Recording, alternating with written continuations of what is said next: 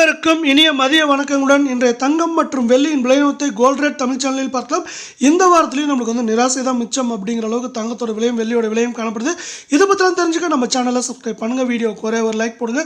வெள்ளி விலை 1 gram 143, 8 gram 1144, 1 kilo 1,43,000. இன்னைக்கு விலை மாற்றமின்றி காணப்பட்டாலும் கடந்த 10 நாட்களில் 6,000 ரூபாய் விலை உயர்ந்து காணப்படுது.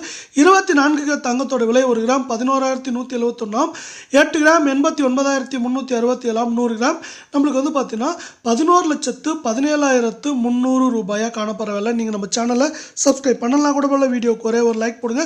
கடந்த 10 நாட்களில் சரிவுகள் போக ஏற்றம் மட்டுமே 3,856 ரூபாயாக காணப்படவில்லை.